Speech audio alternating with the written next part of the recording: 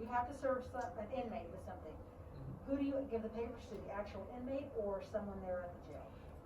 It depends on the county, and it's one of those again. So this happens to be in Will County, and I'm going back again tomorrow. They do not allow you to go into the jail cell, so you go into the sheriff's office, which is in the courthouse, and write out everything out, and then they have their own civil service unit that will go over into the jail and actually serve.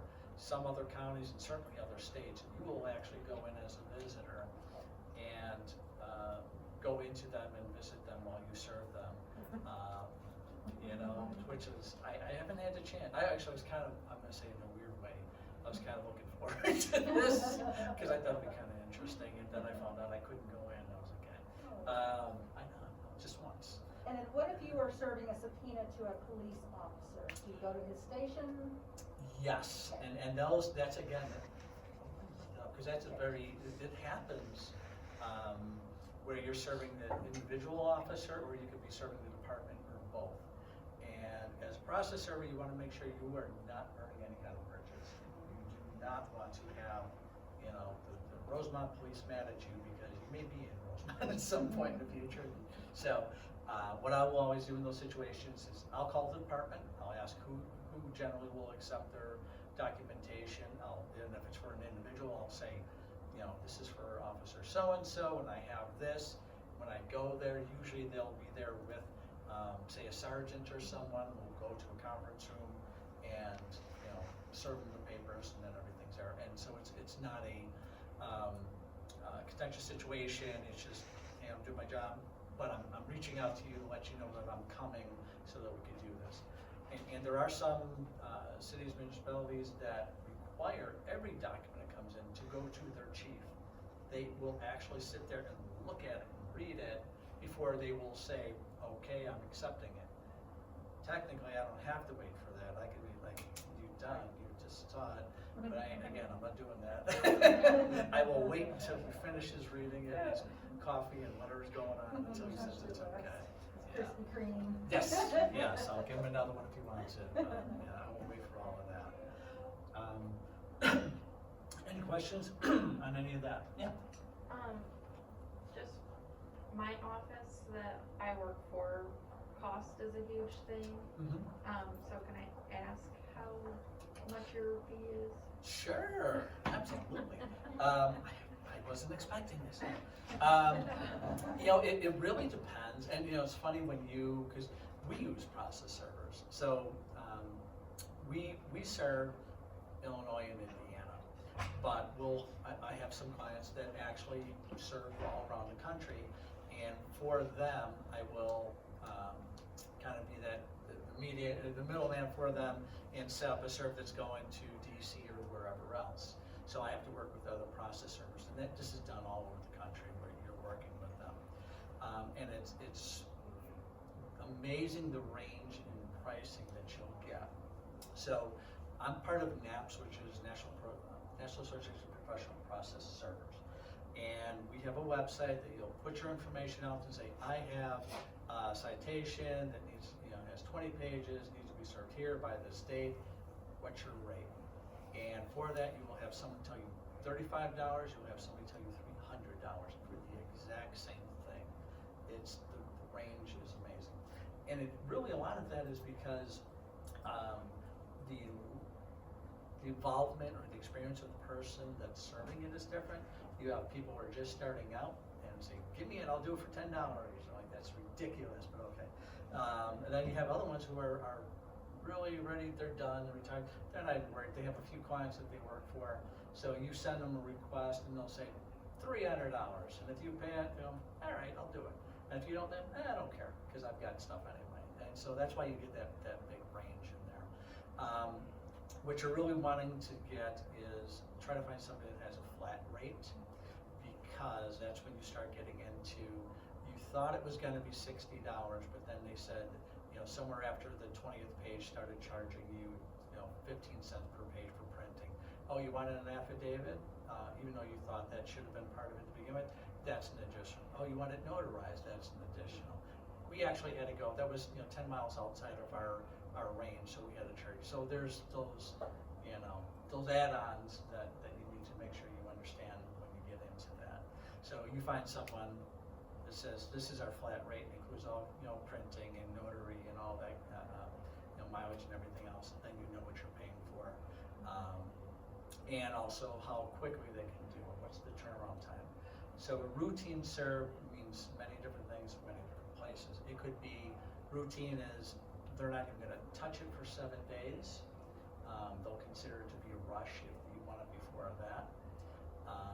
Or it could be, anything within 48 hours, or, and there's different pricing for all of that too, so. But I would say on average for this area, most serves are gonna cost between $65 and $75 for most of the process servers. And that should include everything,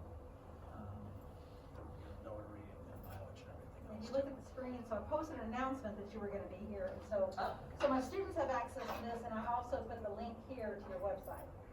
So if any of you that work for a firm are interested in Rodney's services. And if you scroll down just a little bit, Look, ask about high volume discounts, I yeah, like there's that too. We Yeah. love Yeah, those. so, But that's kind of where we're at. So under process service versus, and again, this is not just me selling, I'm just trying to tell you what to look for.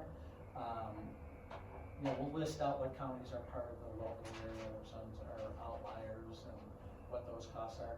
You can find that, or you should be able to find that. To me, if I go to someone's web, I don't care what I'm buying, if you can't tell me what it costs, I am going no further. I'm not calling for a quote today. I'm not gonna send this. If you can't tell me, I've already moved on.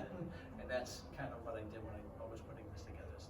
Here's exactly what it's gonna cost. And if you know what that is, you can make the decision whether that makes sense for you.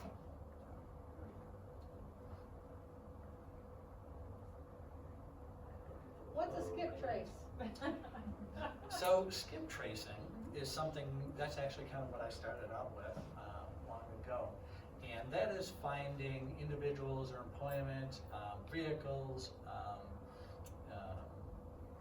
In some cases, you can find out their bank accounts, bank balances. I mean, it can get really, really involved in that, depending upon how much money you want to spend.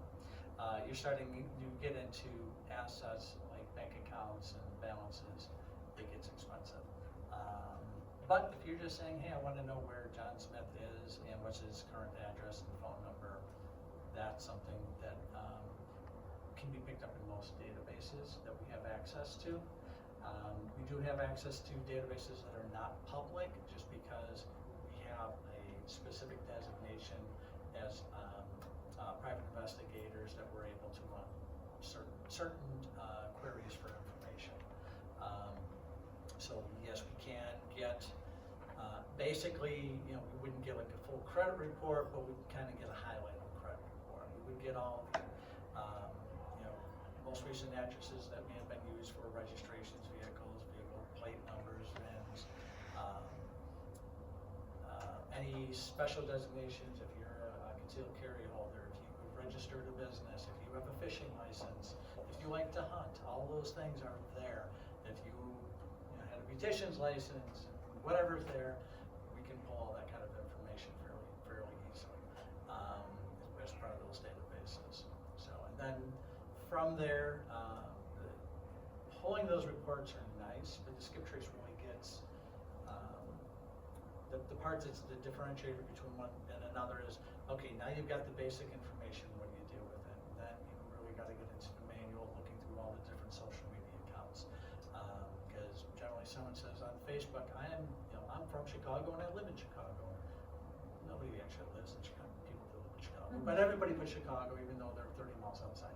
So you start looking at that. You start looking at friends and family and trying to pull all that information together and trying to pinpoint where they actually are, where they're at, especially if you're trying to serve process or you're doing repos or something like that. You need to pinpoint where they are or where they're going to be.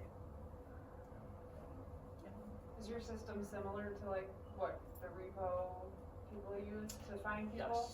Yes. Actually, so there are many different vendors for that. Delta Point, IRL, actually just a that are ones that are not available to the public, but they are available to our investigators, certain financial institutions like that. And it is audited to be sure that, people aren't just running, ex-girlfriends saying, where are they today? I wonder what they look like. Did they miss me? Which I'm just gonna say, we get too many people that call us for that kind of stuff. Do you do that? No. No. And it's usually, $25 to find out what my ex is doing? it's really usually pretty easy to tell when you get those requests, like, I haven't seen her in 5 years and, I owed her $50 and I wanted to pay her. No, I'm not, I won't do that. I really just had someone recently wanted to know, does she have pets? If she has pets, what kind of pets? What are the names of the pets? Did she finish school? It just was this list. I'm like, no, or no, this is not happening. So, yeah, we get a lot of those, and it's, to me, technically, yeah, if they were hiring us, we could do it, but who would want to do that? I would not want to be a part of something like that if someone's just doing that. So we do read those out. We want to make sure that you have a valid reason that you are attempting to reach someone